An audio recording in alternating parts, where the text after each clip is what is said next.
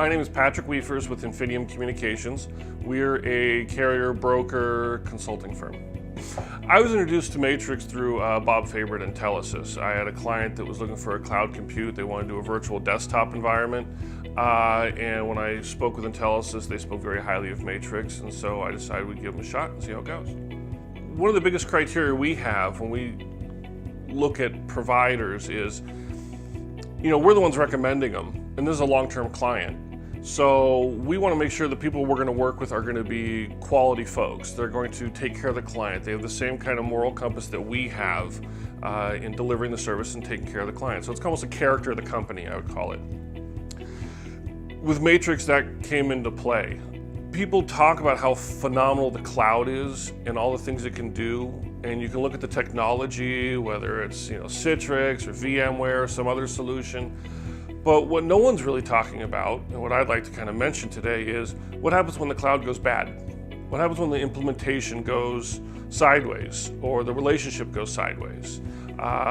We've all heard horror stories where, hey, the cloud provider holds the client hostage. They have all the data, they have all the information. So what is the client to do? How do I get my files away from the cloud provider if I'm not paying them and all the information? It's not like you can just go grab a hard drive and move it over. So that's the situation that we found ourselves slowly moving towards with this particular solution.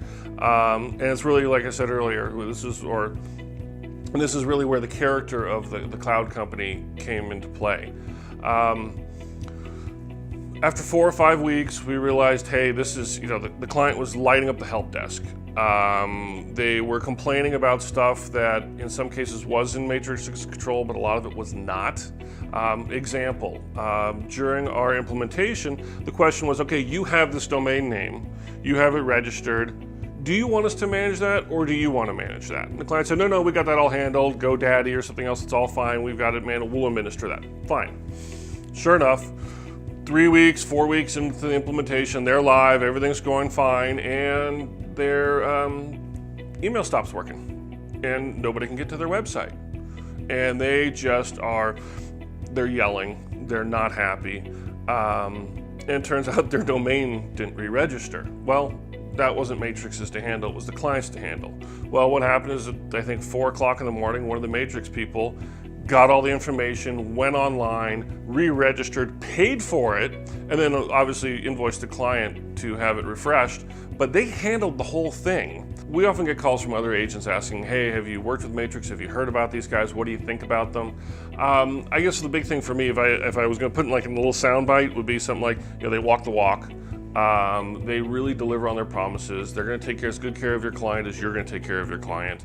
And that means a lot. So when you start looking, there's technology, and you can start looking at all the different providers out there, and most of them are going to stack up pretty well.